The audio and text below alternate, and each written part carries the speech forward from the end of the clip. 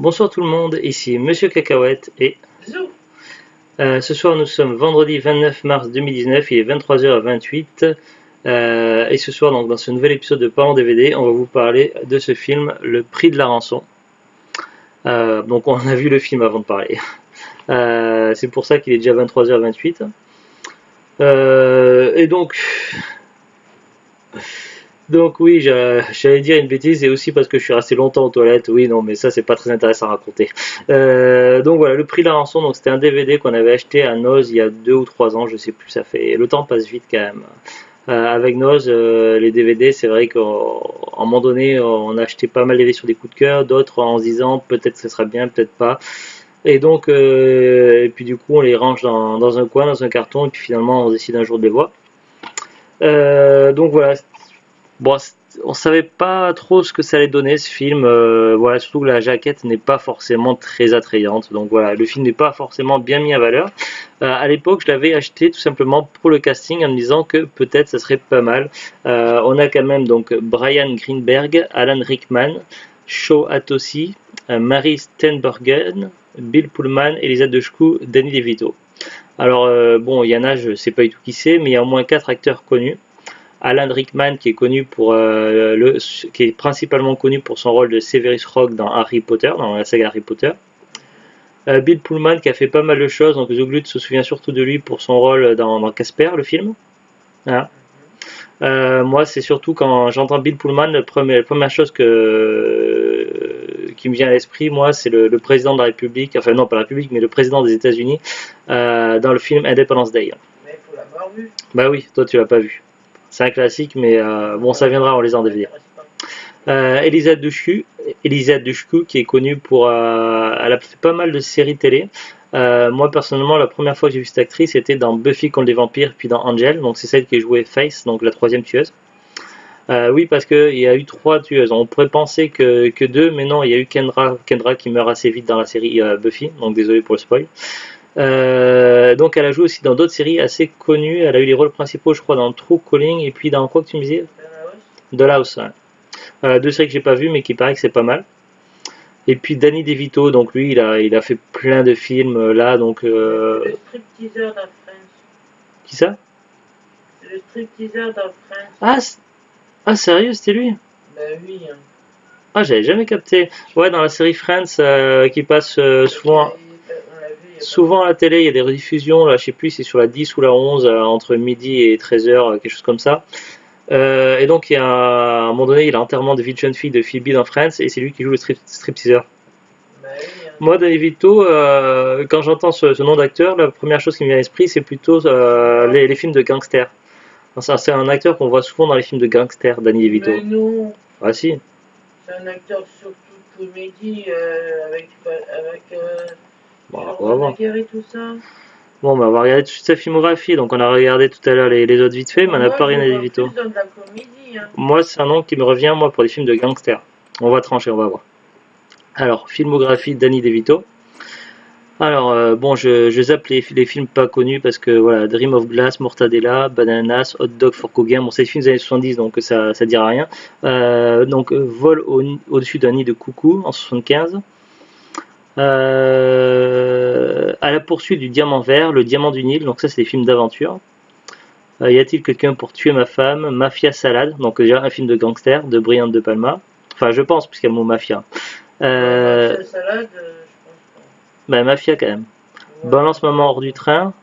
Les filous, jumeaux, donc ça c'est dans les années 80. La guerre des roses. Ah la guerre des roses, je l'avais autrefois en DVD, il faudrait que je le retrouve, il est super ce film. Larry le liquidateur. Donc, tu vois, à mon avis, vu le titre du film, c'est un film de gangster, ça je connais pas. Non, c'est des comédies. Batman le défi de Tim Burton. Bah oui, c'est pas. Oui, c'est le pingouin, donc bah, c'est un gangster. C'est un méchant. Last Action Hero, bah tiens, on l'a acheté il y a pas longtemps en DVD, ça, on l'a trouvé à la belle occasion. En plus, en état comme neuf.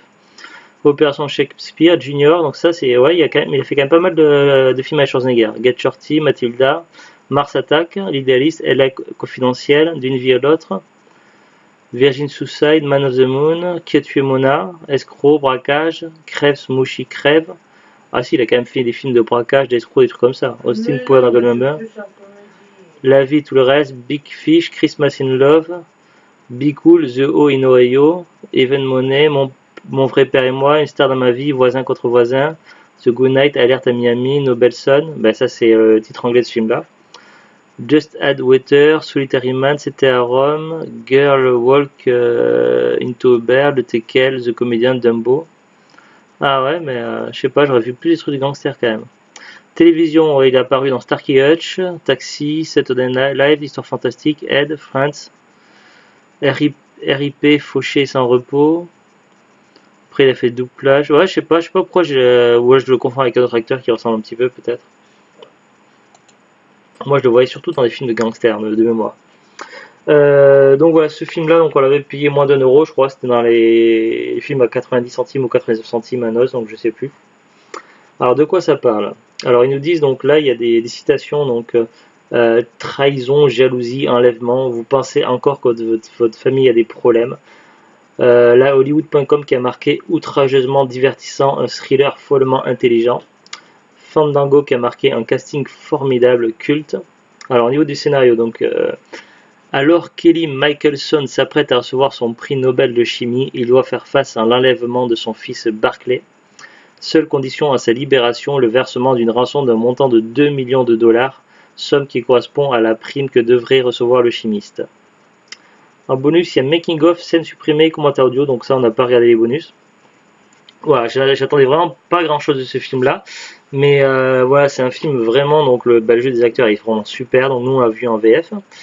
Voilà, donc il y a un sacré scénario, il y a des rebondissements, donc il y a du suspense.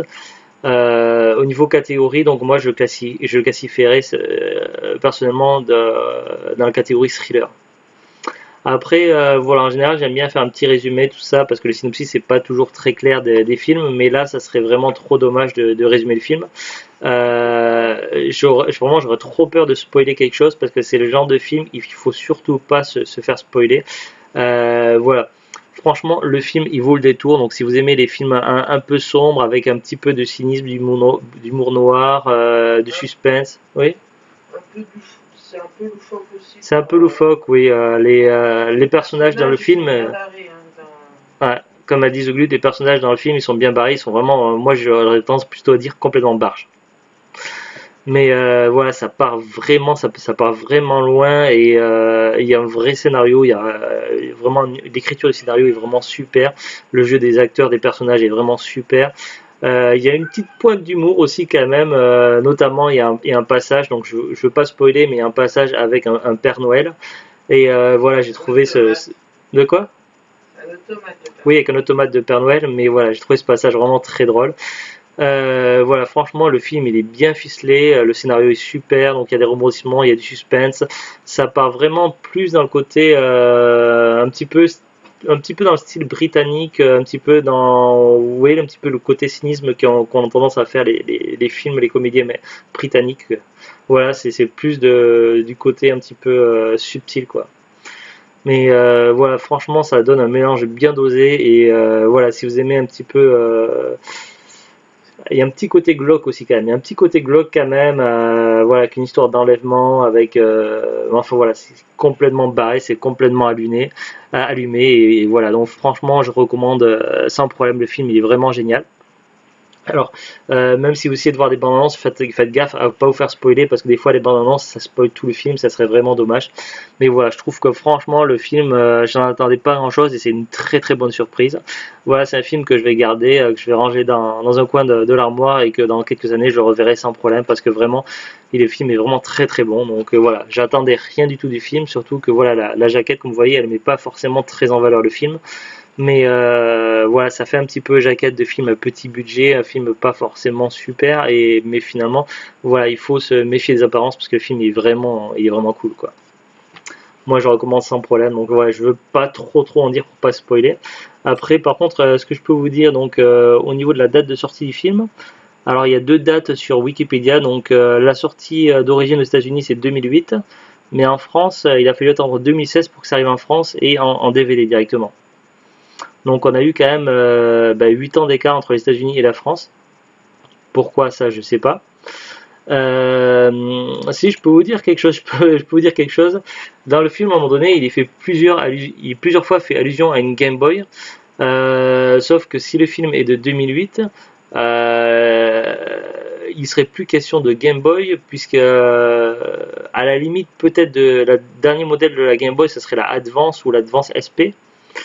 Mais là, on ne voit à aucun moment la console, mais il est plusieurs fois fait allusion à une Game Boy. Donc voilà, je pense pas que où est-ce que c'était la fin de la Game Boy Advance et le début de la DS. Je sais pas là, de mémoire là, je saurais pas dire.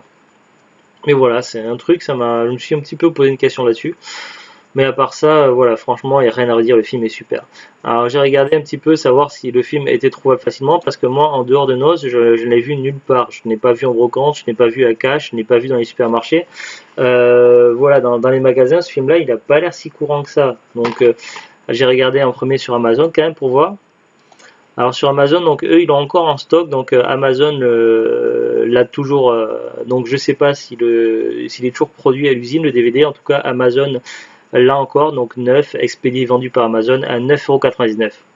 Bon, le film est super, mais de là payer 9,99 €, ça me paraît quand même un peu cher. À moins qu'à un moment donné qu'il fasse en promotion ou quoi. Voilà, c'est après ça fait un moment qu'on l'a acheté à Noz. Est-ce que voilà, moi, je vous conseillerais plutôt d'essayer de le choper un jour à Noz, peut-être sur un coup peut-être sur un coup de bol, vous l'aurez à Noz. Mais voilà, parce que 9,99 € c'est trop cher. Donc, en tout cas, moi, bien content de l'avoir trouvé pour 1 €, enfin pour moins d'1 €.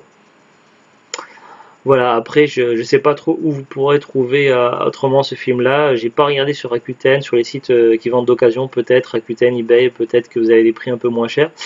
Parce que voilà, même si le film est super, 9,99 € ça me paraît un peu cher quand même. Après, voilà, en tout cas, personnellement, je recommande. C'est voilà, j'ai trouvé vraiment ça cool. Est-ce que tu avais quelque chose à rajouter, Zulut? C'est le film. Voilà. Non, De quoi? non, Sur le film, c'est vrai que on a beaucoup parlé. Pendant le film, tu avais posé plusieurs fois des questions, tout ça. non, ça va. On n'était pas sûr d'avoir reconnu l'acteur qui jouait Alan Rickman, qui jouait dans Harry Potter, parce qu'en fait, c'est vrai qu'il a pas tout à fait le même look, mais on avait le doute. Voilà. Allez, sur ce, donc, on vous dit à très bientôt. Bonne soirée, bon week-end et au revoir. Au revoir. Moi, j'ai